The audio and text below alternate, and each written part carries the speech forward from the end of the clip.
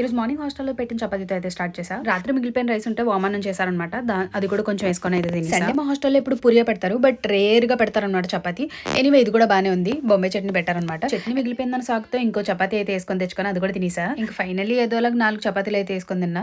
But అదైతే నాకు అసలు సరిపోలేదు. ఫ్రెష్ అయ్యి వచ్చేలోపు స్విగ్గీలో ఆర్డర్ పెట్టిన బిర్యానీ అయితే వచ్చింది. జీషన్ బిర్యానీ టేస్ట్ నాకు షాదాబ్ బిర్యానీ టేస్ట్ వస్తుంది అనమాట, హైదరాబాద్ లో తిన్నది.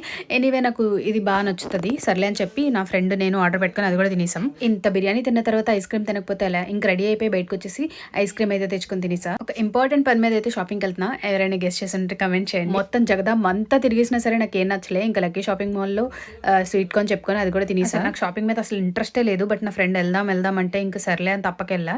ఇంక డిమార్ట్ నుంచి అయితే చీజ్ పాప్కార్న్ అయితే తెచ్చుకున్నా. ఇంక వచ్చేదారిలో నూడిల్స్ కూడా కట్టించుకున్నా. ఇంకా నా ఫ్రెండ్ వాళ్ళ ఇంటికి వచ్చి అయితే నూడిల్స్ అయితే తినేసా. ఇంకా థమ్స్ అప్ తెచ్చుకుంటే అది కూడా తాగేసా. ఈరోజు చిట్టి కేఫ్ అయితే క్లోజ్ లో ఉంది, సర్లే అని చెప్పి వేరే ప్లేస్ నుంచి నూడిల్స్ కట్టించుకున్నా. ఇది కూడా పర్లేదు. ఇంక చీజ్ పాప్కార్న్ ఉంటే అది కూడా తినేసా. నచ్చితే ఫాలో చేయొచ్చు కదా.